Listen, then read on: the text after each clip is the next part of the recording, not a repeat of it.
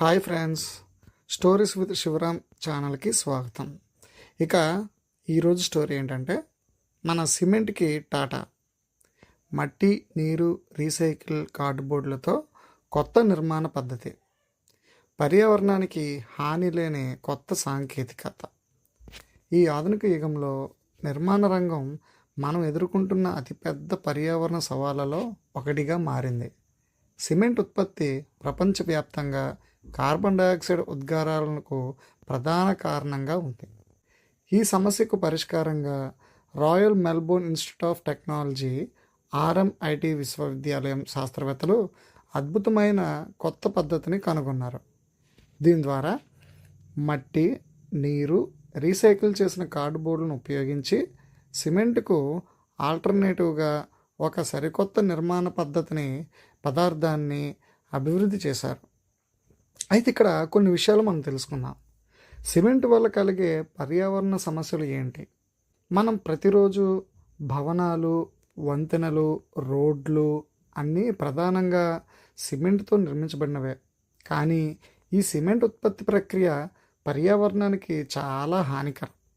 ప్రపంచంలో విడుదలవుతున్న మొత్తం carbon dioxide ఉద్గారాలలో దాదాపు 8% వరకు సిమెంట్ పరిశ్రమ ద్వారా వెలువడుతుంది. ఇది చాలా పెద్ద సంఖ్య. సిమెంట్ తయారీకి అత్యధిక ఉష్ణోగ్రత అవసరం. దీనికోసం భారీ మొత్తంలో శక్తిని వినియోగించాలి. ఈ ప్రక్రియలో భారీ మొత్తంలో కార్బన్ డయాక్సైడ్ వాతావరణంలోకి విడుదలవుతుంది. వాతావరణ మార్పుల సమస్యను మరింత తీవ్రతరం చేస్తుంది. తర్వాత విషయం, కార్డ్బోర్డ్ కన్ఫైన్డ్ రామ్డ్ ఎర్త్ అంటే ఏమిటి? శాస్త్రవేత్తలు కనుగొన్న ఈ సరికొత్త పదార్థాన్ని కార్డ్బోర్డ్ కన్ఫైన్డ్ రామ్ ఎర్త్ సిసిఆర్ఈ అని పిలుస్తారు. ఈ పేరు విన్నంతనే ఇది కొంచెం క్లిష్టంగా అనిపించవచ్చు, కానీ దీని వెనుక ఉన్న భావన చాలా సరళంగా ఉంటుంది మరియు తెలివైంది. మన ప్రాచీన కాలంలో మన పూర్వీకులు వాడిన నిర్మాణ పద్ధతులను ఆధునిక సాంకేతికత కలిపి ఈ కొత్త పద్ధతిని రూపొందించారు.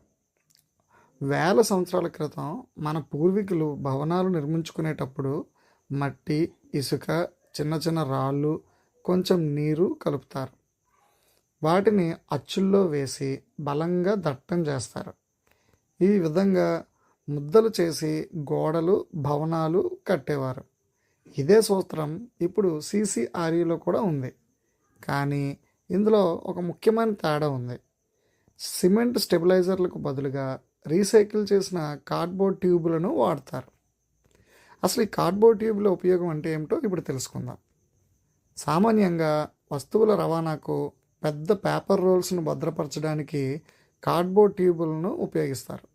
ఒకసారి వాడిన ఈ ట్యూబులు సాధారణంగా వ్యర్థమైపోతాయి. కానీ ఈ కొత్త పద్ధతిలో వీటికి కొత్త జీవితం లభిస్తుంది. ఈ రీసైకిల్ చేసిన కార్డ్బోర్డ్ ట్యూబులు 2 ముఖ్యమైన పనులు చేస్తాయి.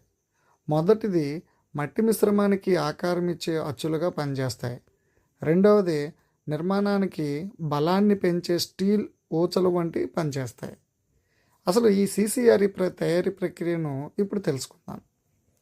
ఈ కొత్త నిర్మాణ పదార్థాన్ని తయారు చేసే విధానం చాలా సహజమైనది మరియు సింపుల్. మట్టి మరియు నీటిని కలిపి మిశ్రమం తయారు చేస్తారు.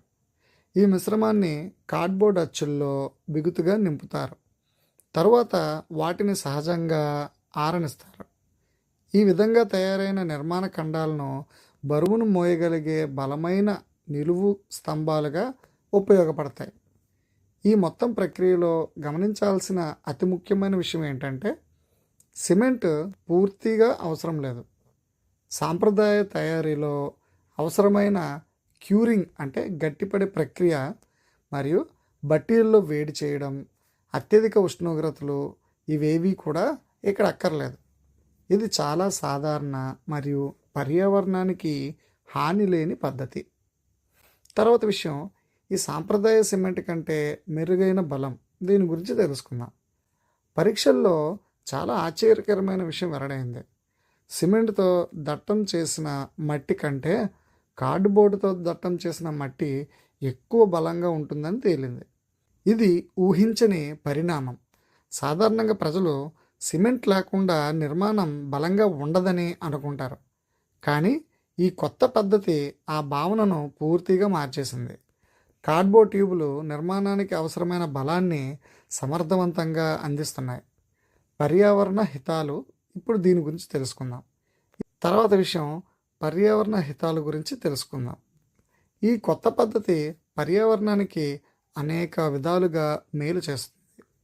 మొదటిగా, సిమెంట్ ఉపయోగించకపోవడం వల్ల కార్బన్ ఉద్గారాలు గణనీయంగా తగ్గుతాయి. రెండవది, ఇప్పటికే వాడిన కార్డ్బోర్డ్ను రీసైకిల్ చేయడం వల్ల వ్యర్థాలను తగ్గించవచ్చు. మూడవది, స్థానిక మట్టిని ఉపయోగించడం వల్ల రవాణా ఖర్చులు మరియు అందుకు సంబంధించిన ఉద్గారాలు తగ్గుతాయి. నిర్మాణం పూర్తయిన తర్వాత కూడా ఈ పద్ధతి పర్యావరణానికి మేలు చేస్తుంది. భవనం కూల్చివేసినప్పుడు ఇందులోని పదార్థాలను సులభంగా వేరు చేయవచ్చు. మట్టి తిరిగి నేలలో కలిసిపోతుంది. కార్డ్బోర్డ్ కూడా సహజంగా కుళ్ళిపోయే పదార్థం.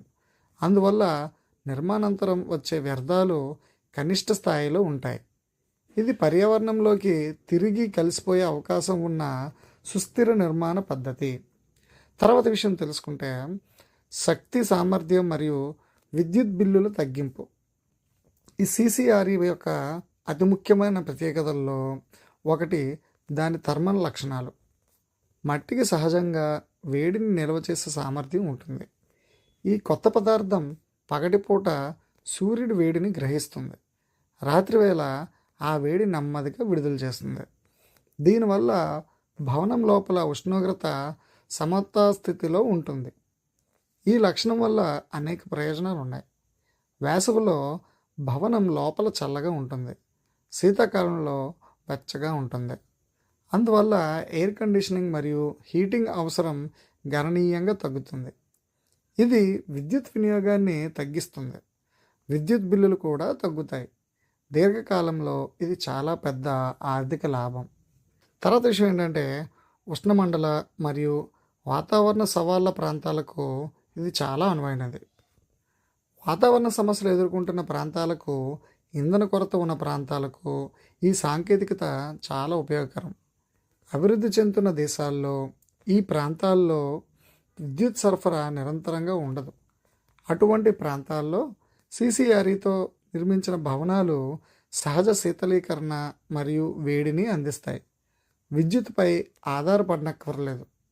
మన తెలుగు రాష్ట్రాల్లో కూడా ఎండాకాలంలో తీవ్రమైన వేడి ఉంటుంది. ఈ కొత్త నిర్మాణ పద్ధతి ఉపయోగించడం వల్ల ఇల్లు సహజంగా చల్లగా ఉంటాయి. ఎయిర్ కండిషనర్లు ఎక్కువగా నడపవలసిన అవసరం ఉండదు. ఇది విద్యుత్ వినియోగాన్ని మరియు బిల్లులను గణనీయంగా తగ్గిస్తుంది. ఇక తర్వాత విషయం ఏంటంటే, భవిష్యత్తుకు అవకాశాలు. ఈ కొత్త సాంకేతికత ఇంకా ప్రారంభ దశలోనే ఉంది, కానీ దాని సామర్థ్యం అపారమైనది.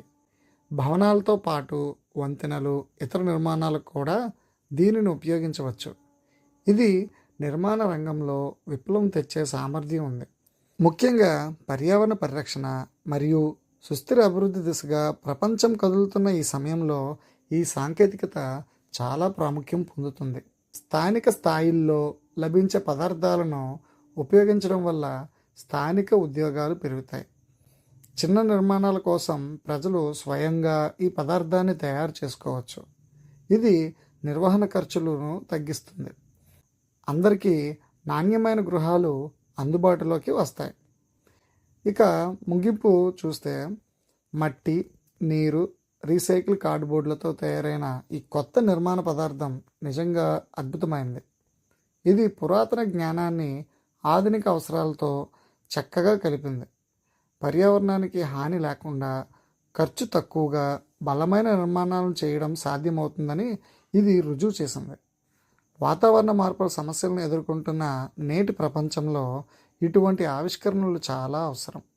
మన భవిష్యత్తు తరాలకు మంచి పర్యావరణాన్ని అందించడంలో ఇటువంటి సుస్థిర నిర్మాణ పద్ధతులు కీలక పాత్ర వహిస్తాయి. ఇది ఫ్రెండ్స్ ఈరోజు మన స్టోరీ. ఇలాంటి మరెన్నో ఇంట్రెస్టింగ్ స్టోరీస్ని మన ఛానల్లో చూసేయండి. Thank you so much.